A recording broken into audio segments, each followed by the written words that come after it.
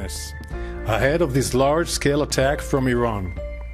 Together with our partners, the Israel Defense Forces is operating at full force to defend the state of Israel and the people of Israel. This is a mission that we are determined and ready to fulfill.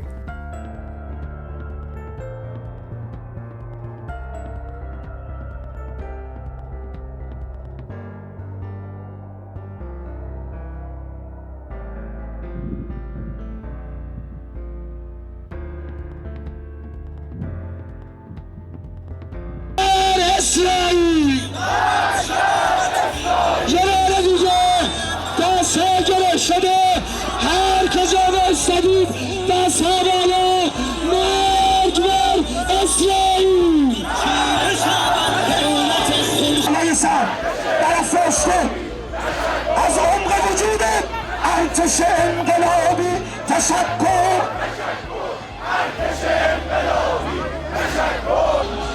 از ظلم و ستمی که به مردم مظلوم غزه شد.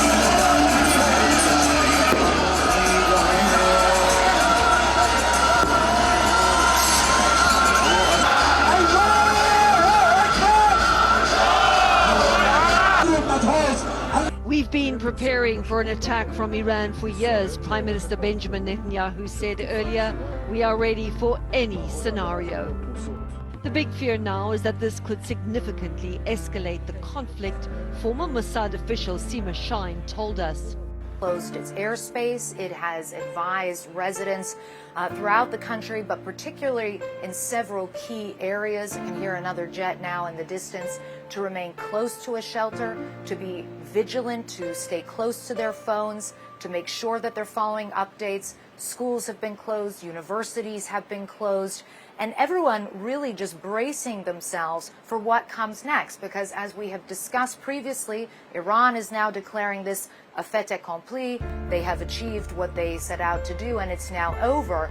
But really, until we see the scale and scope of the damage or destruction that may or may not come as a result of this unprecedented aerial assault, it is far too soon to say that this is over and done with, not by any stretch of the imagination. So certainly tensions here very high and across the region as people wait to see what these future waves could bring. Used to be on high alert as Iran launches a massive drone and missile attack on Israel. U.S. forces working in coordination with Israel to shoot down some of those drones. Well, dozens of drones, actually. Israeli forces just a few moments ago saying most of those drones were intercepted outside of Israel's border. Joining us now is our national security correspondent, Jennifer Griffin, with the latest from the Pentagon. Jen, what do you got?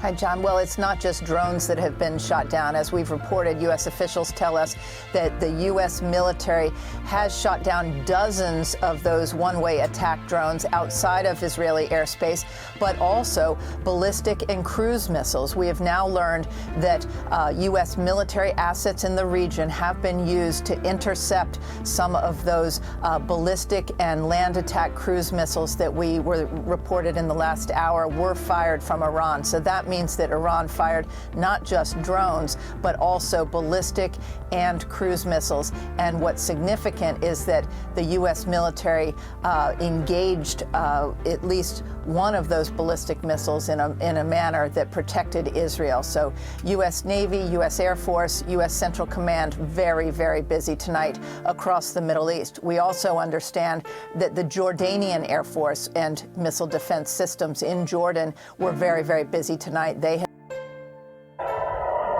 Now that we know Iran has waged an air attack on Israel via missiles and drones, the question we must ask is, how effective is that strategy, and does Iran's military aerial assets rival Israel's? To answer that question, I reached out to Jacksonville defense attorney John Hosbauer, a retired U.S. Navy aviator who served in the Middle East. No, absolutely not. They cannot match Israel's state-of-the-art fifth-generation fighters and highly upgraded fourth-generation aircraft provided predominantly from the United States. Well, how do they expect to go toe-to-toe with Israel in an air attack?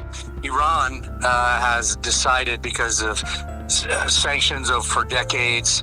They've held on to legacy technology that dates even back to the days of the Shah, and just continuously upgraded that old equipment.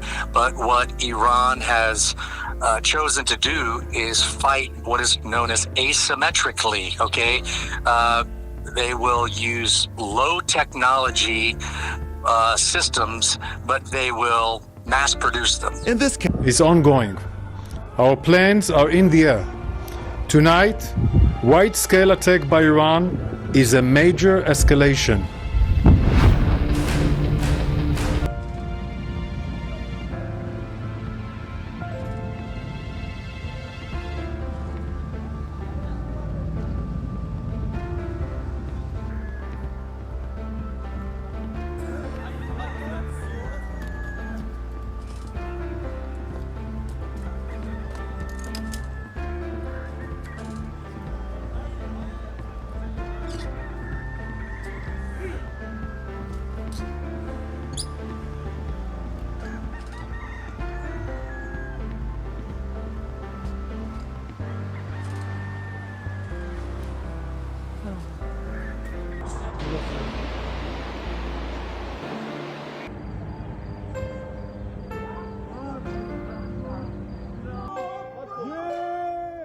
شباب هلا بدون صوت